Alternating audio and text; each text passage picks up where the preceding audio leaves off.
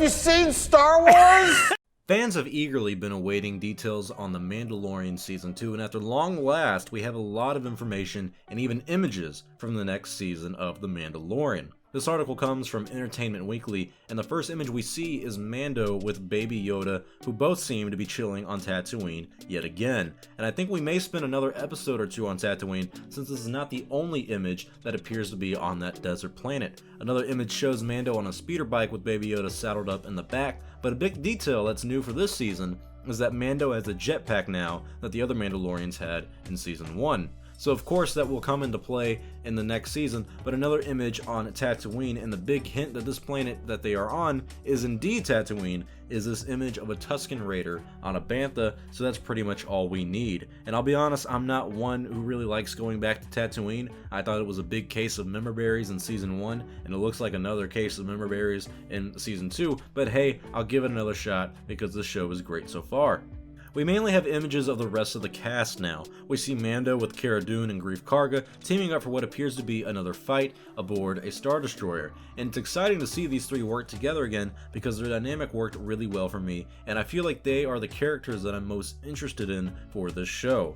And the little bit of gray in Greef Karga's beard may be an indication of a decent time jump in this new season, probably about 1 to 2 years, but we don't know yet.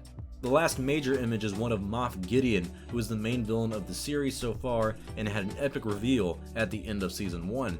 He appears to be in some Imperial facility, likely a Star Destroyer as well, so I hope we get to see more about the Empire that he is a part of this season and how they deal with the new world post-Emperor Palpatine being alive. They did give a lot of interviews in this article, which gives us insight on what to expect from the show. This first part talks about Jon Favreau being the main writer for the series, but using Dave Filoni's knowledge of Star Wars to fit the story into that universe. The article says, another key factor, Favreau says, was the creative input of executive producer Dave Filoni, who was closely mentored by Lucas while helming 7 seasons of the acclaimed animated series Star Wars: The Clone Wars.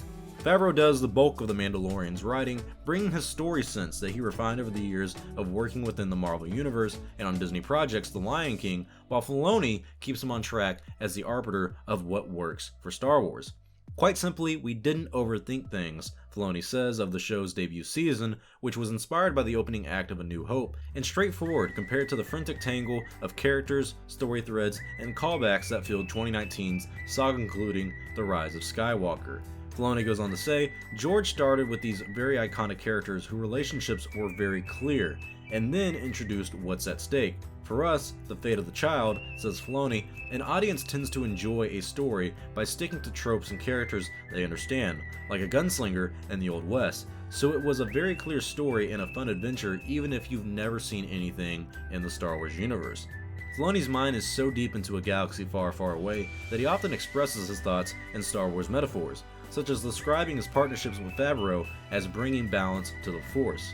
Favreau breaks down the process. He says, I'll come up with ideas and sometimes Dave will say, you can't do this in Star Wars. Then I'll cite examples from movies or Clone Wars to try to use a justification. I'm like a lawyer talking to a judge. I am to him as he was to George. I won't do anything without Dave's approval, and to his credit, he understands that Star Wars needs to be fun and ever evolving. Oftentimes, debates on making Star Wars for modern television will hinge on a bit of dialogue, like for instance, the phrase a dime a dozen.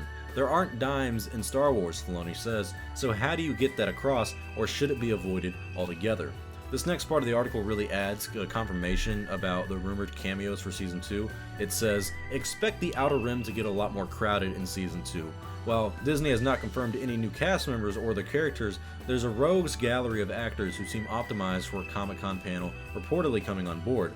Rosario Dawson as the Clone Wars fan favorite Jedi Ahsoka Tano, Tamara Morrison who played Jango Fett in the prequels, playing presumably some version of a clone trooper or iconic bounty hunter Boba Fett, a live-action Bo-Katan, and also a character named Cobb Vanth who reportedly steals Boba Fett's armor and everything, but they don't really confirm that in the article at all. They just mention the actor Timothy Olyphant who is supposedly playing him. Some of them are true, some are not true, says Gina Carano, who plays mercenary Cara Dune on the show.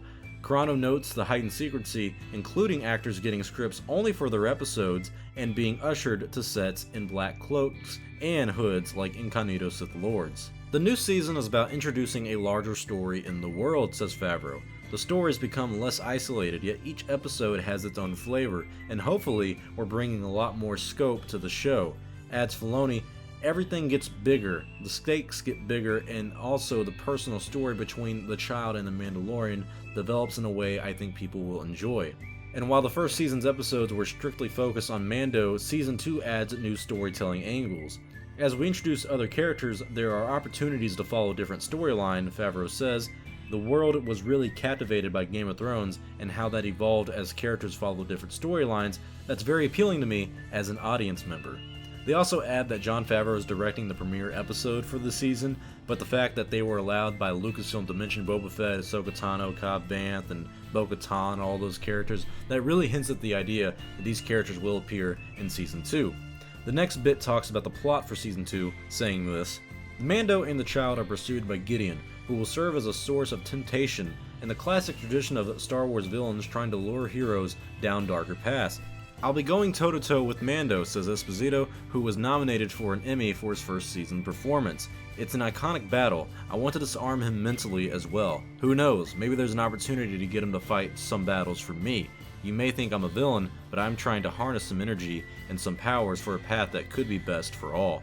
You'll get to see him be somewhat diplomatic and more of a manipulator. And as for that darksaber, in the new episodes, Gideon demonstrates he's quite adept at wielding it. It's so exciting for me to be in a show where I can wear a cape and own it, where I can have a lightsaber and really own it, says Esposito. He will also command a large vehicle, hint hint, and spend some one-on-one time with the child, which likely just means he's hinting at him running an AT-AT or something like that, or an AT-AT, whatever you want to call it, and him having one-on-one time with the child is kind of like the probably like a climax of one of the episodes, probably like one of the last few episodes that we'll see. This really does bring up my excitement for the next season of The Mandalorian, and I cannot wait to see how they pull off Season 2, seeing as how the first season was damn near perfect. Comment your thoughts below of the news for the day on The Mandalorian Season 2, and what are your hopes for the show when it debuts on October 30th on Disney+.